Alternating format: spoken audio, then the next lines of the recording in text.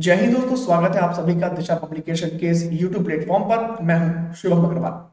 दोस्तों, दक्षिण भारत के कुछ राज्यों से खबर निकल के आ रही है कि वहां की राजनीतिक पार्टियों ने अपने राज्यों के राज्यपाल को हटाने के संबंध में कुछ बयान जारी कर दिए हैं और अब ये बयान दोस्तों एक विवाद का रूप ले चुके हैं, जिसकी चर्चा पूरे देश भर में हो रही है। तो आज के इस विश्लेषण वीडियो में हम इसी बात पर चर्चा करेंगे कि राज्यपाल को कौन हटा सकता है, कौन नियुक्त करता है, क्या होती है राज्यपाल की शक्तियां और क्यों राज्यपाल और राज्यों के बीच में मतभेद बढ़ते जा रहे हैं। तो दोस्तों, बने रहिए हमारे साथ वीडियो में एंड तक और जानिए इस मुद्दे की पूरी गहराई।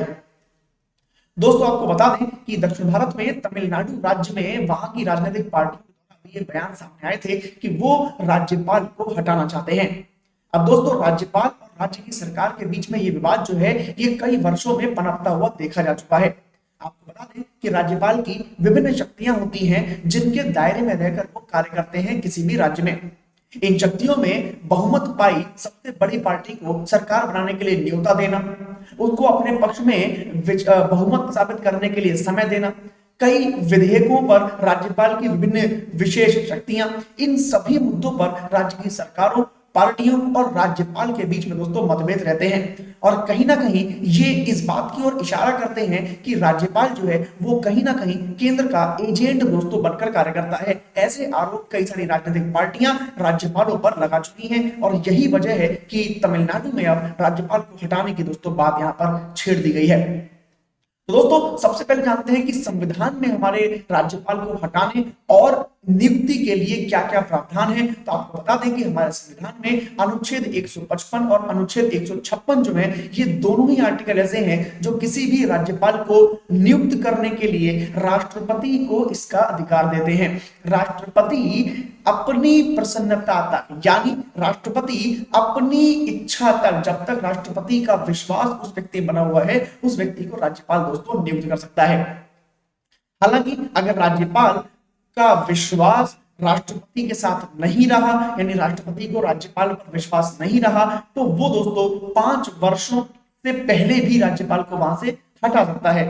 आमतौर पर 5 वर्ष कार्यकाल होता है राज्यपाल का, वो पूरा करता है, लेकिन इन 5 वर्ष के दौरान अगर राष्ट्रपति को लगता है कि भाई ये व्यक्ति अब आगे कार्यभार नहीं संभाल पाएगा या इस व्यक्ति से काम नहीं हो पा रहा, तो 5 वर्ष से पहले भी राष्ट्रपति अपना विश्वास वापस लेकर राज्यपाल को हटा सकता है।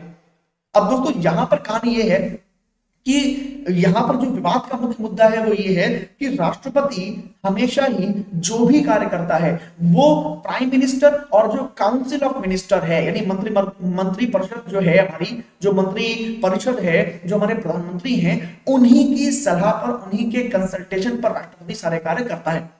इसका अर्थ यह हुआ कि राज्यपालों की नियुक्ति भी एक तरीके से देखा जाए तो मंत्री परिषद और प्रधानमंत्री की सलाह से ही हो रही है, यानी उनकी ही इच्छा से दोस्तों हो रही है। और यहीं पर दोस्तों आरोप लगता है कि इसका मतलब राज्यपाल जो है वो केंद्र सरकार का एक एजेंट के रूप में दोस्तों कार्य कर सकता है। भाई सीधी सी बात है, उनकी इच्छा से होगा तो वो उनकी इच्छा से ही कार्य करेगा। तो ये दोस्तों मुद्दा होता है और इसी मुद्दे पर दोस्तों विवाद यहाँ पर चल रहा है। अब दोस्तों, अगर बात करें कि अगर राज्यपाल और राज्य की सरकार के बीच में मतभेद होता है तो उस स्थिति में क्या क्या ऑप्शंस हो सकते हैं, क्या क्या विकल्प हो सकते हैं, या कहां पर क्या क्या बातें कही गई हैं। तो सबसे पहली बात, अगर हम कॉन्स्टिट्यूशनल प्रोविजंस की बात करें, यानी संवैधानिक गतिविधियों की बात करें, तो संविधान में दोस्तों इस प्रकार के मुद्दे पर कोई भी प्रोविजन नहीं दिया गया है। जब राज्य सरकार और राज्यपाल के बीच में कोई विवाद हो, किसी बात को लेकर विवाद हो, तो उस समय क्या किया जाए, इस बात के लिए कोई विशेष प्रावधान दोस्तों हमारे संविधान में नहीं है। लेकिन यहां पर एक बात ध्यान रखनी होगी कि भाई स्टेट जो होगा उसे पब्लिकली जो डिफरेंस है ओपिनियन का उसे यहां पर देखना होगा। लेकिन अंततः क्या होता है, जो भी मैनेजमेंट के डिफरेंसेस होते हैं दोस्तों वो किसी ना किसी तौर पर अपनी अपनी बाउंड्री में रहकर ही किए जाते हैं। यानी राज्यपाल की जो बाउंड्रीज हैं वो उसमें रहकर ही अपने विचारों को रखेगा और राज्य सरकार के जो बाउंड्रीज हैं वो उनमें रहकर ही अपने विचारों को रखेंगी। दोनों एक दूसरे की बाउंड्रीज को क्रॉस नहीं करते। आमतौर पर ये कहा गया है या ये देखा जाता है, बट कोई भी एक दूसरे के मामले में इंटरफेयर नहीं करता, हस्तक्षेप नहीं करता। लेकिन दोस्तों, अगर हम बात करें कुछ कोर्ट्स की बात करें, कुछ अदालती फैसलों की बात करें, कुछ न्यायालय के डिसीजन की बात करें, तो कई सारे मामले इस प्रकरण पर देखने को मिले हैं जिसमें अलग अलग बातें दोस्तों कई समय पर कही गई हैं। आइए समझते हैं उनको, जानते हैं उनको क्या बातें वो थी। दोस्तों सबसे पहली बात अगर करें तो Surya Narayan Chaudhary versus union of India का केस हुआ था 1981 में, जहां पर राजस्थान हाई कोर्ट ने दोस्तों कहा था कि pleaser of the president was not justiciable and the government had no security of tenure and can be removed at any time by the president withdrawing the pleasure। यानी राजस्थान हाईकोर्ट ने साफ साफ टिप्पणी की थी कि राज्यपाल के कार्यकाल के लिए उसके पास कोई सुरक्षा नहीं है। राष्ट्रपति जब चाहे अपना विश्वास राज्यपाल से वापस ले सकता है और राज्यपाल को पद विमुक्त कर सकता है, यानी उसको अपनी जिम्मेदारी से हटा सकता है। ये बात कही गई थी दोस्तों 1981 में सूर्य नारायण चौधरी और राजस्थान यूनियन ऑफ इंडिया के केस में।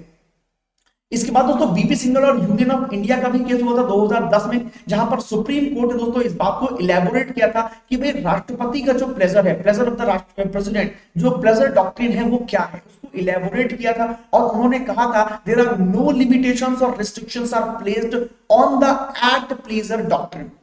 यानी किसी प्रकार की कोई लिमिटेशन, किसी प्रकार की कोई रिस्ट्रिक्शन नहीं लगाई गई है एक्ट प्लेजर डॉक्ट्रिन पर। राष्ट्रपति का जो अपना विश्वास, अपनी इच्छा का विश्वास है, उस पर कोई भी किसी भी प्रकार की लिमिटेशन या रिस्ट्रिक्शन नहीं लगाई है and does not dispense with the need for the cause for withdrawal of the pleasure. यानी कोई भी कारण यहां पर नहीं होगा भाई क्यों राष्ट्रपति ने अपना विड्रॉल जो ले लिया प्लेजर का, उसका कोई कारण यहां पर नहीं बताया गया है किसी भी तरह का। बट यहां पर यह जरूर कहा गया है कि president had compelling and valid reasons for the removal. यानी अगर राष्ट्रपति किसी भी राज्यपाल को हटाता है तो उसे वैलिड रीजंस देने होंगे कि भाई उसने क्यों रिमूव किया है, और कुछ कारण उसे बताने ही होंगे कि भाई क्यों उसने राज्यपाल को हटाया है या क्यों उनका विश्वास जो है राज्यपाल में अब नहीं रहा है। और इस बात का क्लियरिफिकेशन सेंटर को भी देना होगा, उनको भी जस्टिफाई करना होगा डिसीजन क्यों ये लिया गया है।